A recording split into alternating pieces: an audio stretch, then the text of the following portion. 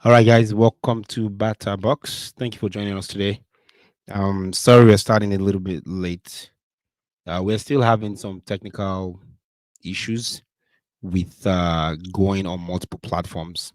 So I think that we'll be able to get that resolved before next week. So thank you again for joining us. Welcome all, welcome once. We're gonna be doing this every Monday. So today we're continuing our topic on the administrative convenience called Nigeria. Nigeria, the administrative convenience. So what that is just talking about how the British put Nigeria together, and when they put us together, it was administratively convenient for them to do that, meaning that they just came here. They have a map and a blueprint from the Berlin Convention, and that just said everybody in this area put them together. So you had the Northerners in the north, and the Yorubas in the southwest, and then the Igbos in the southeast, as well as many other tribes, all collectively put together. Again, part of that administrative convenience. So a lot of challenges come up with that, and that is one being the diversity, the strength in diversity, and the strength in numbers. But by diversity, I mean different people, different ethnic backgrounds, different ethnic ideologies, and just different people with different opinions and different views, and just everybody just put together. So um they had different leaders in each region. There's a northern leader, then there's a southwestern leader, then there's a eastern leader, and that's how the British that's how they ruled Nigeria at the time. So part of the issues with that was there were different there were a lot of there were a lot of d- d- there were a lot of what do you call it, what's the best word for that, yeah, there were a lot of disagreements between how to govern and how to rule. How would Nigeria be ruled? How will they be governed? And there's the Federalist Papers. Some people had like the Federalist ideas, as in, are we going to be a republic? Are we going to be a federation? How will the country be governed? And again, without going back into too much of the details, because that's where we left off last week. Today we are here. It's 2024. And what you have is the fear of possibly the military taking over. As you guys saw in the last 10-day end bad governance, the last 10 day end bad governance protests, where some people were calling for the military. The military said, they don't want to take over, and this is just a peaceful protest. Let's keep it as peaceful as possible. So it's one of those things where you continue to ask yourself, where is the way forward? Like, which way will they go, Niger? Which way are we going forward? Yeah, welcome. I see some people are joining. Thank you for joining us. Um, if you have any questions, you can leave the questions in the chat. This is all new for us, so we're kind of learning together here. So if you have any questions, please feel free to leave them in the chat. I'll address that. But again, we're all learning together as a country, as a new country. I just got established. Okay. Thank you. Let me silence my phone. Yeah, a new country just got established. How do we move forward? How do we do things differently? And some people are saying, well, the civil war was instigated by the Igbos. The Igbos went and they killed the Hausas, and the Hausas came and they killed the Igbos. So I think all that was just a self determination effort. People are trying to self determine. Basically, how will they rule themselves? How do they want to be governed? Again, in a democracy, democracy is all about freedom, freedom for everybody. Everybody's free, and they are supposed to be able to express themselves. Part of that expression is the ability to choose who you want to be your president, or who you want your leader to be. The ability to choose who you want to govern you. But we're in a country where you can't really choose who your leader is. You are forced to stay in this administrative convenience where you can't really choose who your leader is. Then things begin to fall apart. And that's what we're experiencing now with the elected rulers buying private jets, like Tinubu has demonstrated so many times. Bought private jets, renovated the VP estates, and then he also created an office for the vice president, the first lady. So a lot of money just spent anyhow. I was reading today that the Senate, they are being paid up to 140 million naira. Imagine that. So these guys are making more than most of us in the Western world. So, and this is a country where There's bad governments. We are smaller in size. We don't even have money. The country is practically broke. So you have a country that is broke, and you have people just nonchalantly, recklessly spending money anyhow, as if there's no tomorrow. Is that chop by chop? I think Nigeria they call it chop by chop. You buy chop by chop, the national budget, national cake. There's so much recklessness. There's so much there's no that nonchalance. Like, what are you going to do? There's nothing you are going to do. You can come and do your worst, And also looking at INEC and with the current chairman of the INEC, who is someone who again Tinubu has left in place. And when Tinubu left him in place, what happened is that he's going to help him rig again in 2027. So people are helpless. People are helpless. People have nowhere to go, and there's nobody to look to other than God. But the problem with us, we say we dey look on God, but God no fit help us. God no come down from heaven, and that's what really annoys me. Like, people are waiting on God to come and help them, but God will not leave heaven and come and help you. God is just, in a way, I want to say, it's a bit of a convenience which a lot of our leaders use. That nothing prayer cannot do. Pray for Nigeria. They've been praying for Nigeria since, as far as I remember. The topic is again the administrative convenience. We are following up on last week. Last week we talked about the administrative convenience in Nigeria. That was last week's video. Today is a follow up on that. How, because it was convenient for the British to have Nigeria together, that's how the country came together. And because of that convenience, what you see now is this state that we have, which is a total failure. The Nigerian state is a complete failure. The Nigerian state is a colossal failure, and it got exacerbated. That's a big grammar. That means it got worse by the current Emilio Kon Jagaban, who came into office, and the first thing he did was he removed the fuel subsidy. Now we know from recent reports that the fuel subsidies, they are still intact. That they didn't really remove it, because the CB, the NNPC, sorry, NNPC came out, and what the NNPC say? NNPC said, oh, they are making more. I think the numbers was in the, I think over 200 trillion or 100 trillion. But what you need to realize is that trillion, 200 trillion, 300 trillion, whatever the number was, I don't have that in front of me. They are comparing that against last year. You see, this would they like to bobo us, sha. They are comparing it against last year, but the problem was that last year, when Tinubu took over, the dollar to naira, the exchange rate was about one third of what it is today. It was 500, 600 naira to $1. So really, they are not. In fact, NNPC is running at a loss, but the subsidies are still getting paid. So if the subsidies are still paying subsidy, they are paying themselves. They took it away from the common masses. Yeah, they took it away from the common masses and the common man. So common man who used to be able to have access to those subsidy, now you don't have access to subsidy. And they've just shared the money among themselves. Recently, Sheyi Tinubu, I think, is one of those, this Oando fuel station, gas station, petrol station.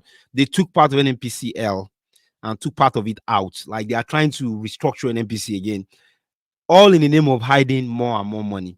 So it is very, very somewhat sad when somebody enter office and the first thing he did was to punish people. That's just wickedness, like pure wickedness. I never see, like, it's just wickedness. Someone who ran on a platform and campaigned against the forced subsidy removal during Jonathan.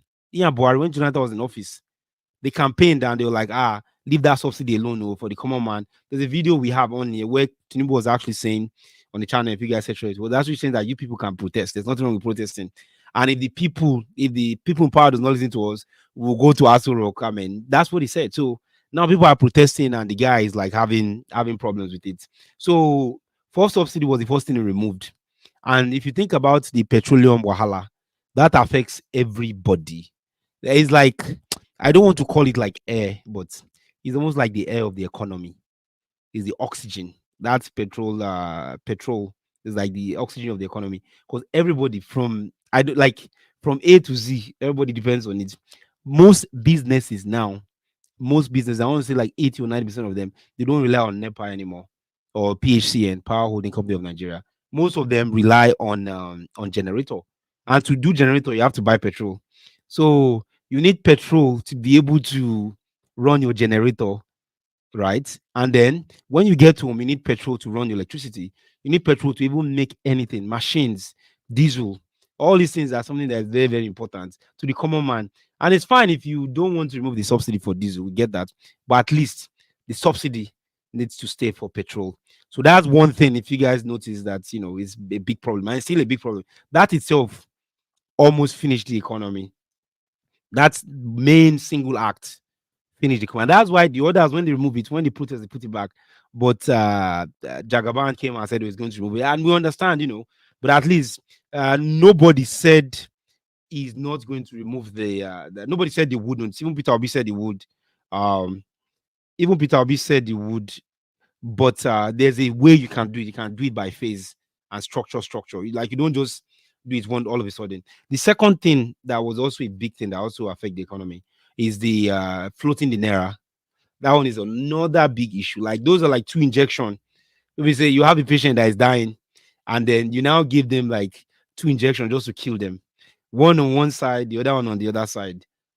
So again, like I talked about the fuel subsidy removal, which we found out recently, a lot of reporting showing that the fuel subsidy removal didn't get removed. So a lot of Nigerians should be really angry about this. The second thing also is the naira flotation. So the way this works is that the CBN, Central Bank of Nigeria, they have CBN reserves. So with that reserve, they're able to buy down like the rates in a way. It's called pegging. That means you fix the naira, and most economies do this. Even China, as big as China is, China pegs their currency. So what Tinubu decided to do was to not peg the currency and let it flow according to the free markets, which is really, really bad because for a country like Nigeria, everything that we do is all imported. Almost everything, from your toothpick to the car you buy or to your computer or to this microphone or to the lights, just anything, because we are export dependent country. And what is the foreign reserve? What's the currency most exports use? The currency they use is the dollar. So by floating the naira against the dollar, it just makes a lot of things very, very, very difficult. And yeah, it makes a lot of things very, very difficult. Uh, Yes. So also, when with that being said, things are difficult. With this being very difficult, people are struggling to just be able to pay for a lot of things because that will result into inflation. When you have the price of things just go up and it's uncontrollable, up to 40% inflation in some cases. Keep in mind that those that are saving, if you put money in your bank, the savings, they don't get a lot of interest. So again, this is all economics 101, and it's maybe the topic should have been how to destroy an economy, and that's what this new was on how to completely destroy the Nigerian economy. So it's something that a lot of people have come out to say. Okonjuwala, that's the I think it's World Bank president. She came out and she spoke against this recently in the current news. Then also, Obi, she was smiling with Obasanjo. She herself came out and spoke. So a lot of people are coming out and they are speaking against this. They are speaking against this, and it's something that is hurting the economy. Recently, they are doing some kind of stupid policies, like doctors are not allowed to travel out of the country, nurses are not allowed to travel out of the country. Recently, have you guys heard? They are saying that no candidate below 18 years will be permitted to write jump below 2025. These are according to the Minister of Education.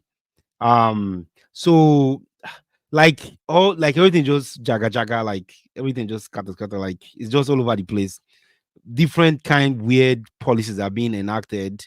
So if you are saying nobody writes jump below 18, what happened to students that are gifted or students that are very smart and they are ahead of the class?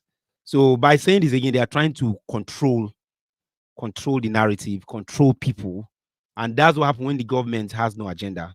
A government without an agenda is going to end up looking for ways and means of controlling everything they can.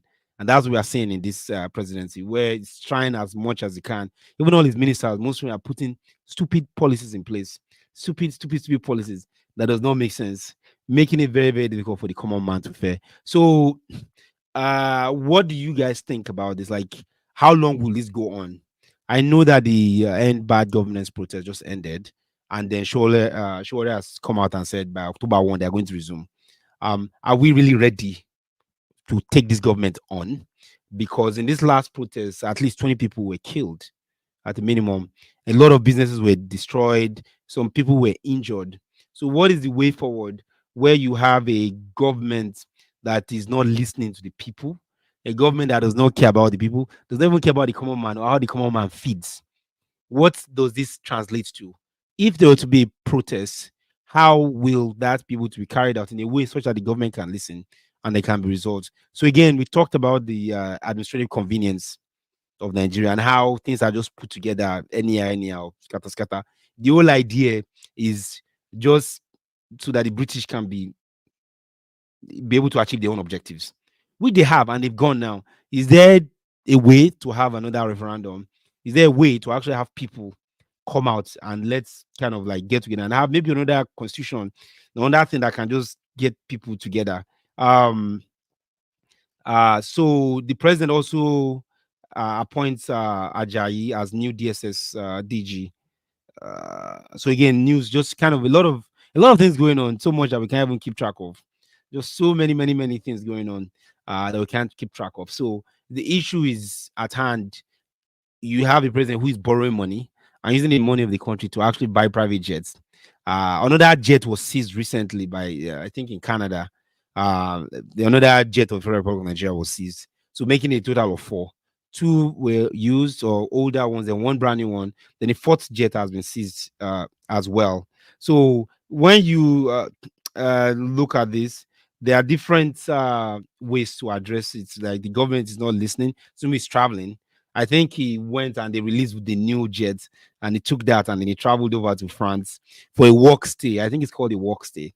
Basically, he's walking away from Nigeria, like he's walking, but he's not in Nigeria.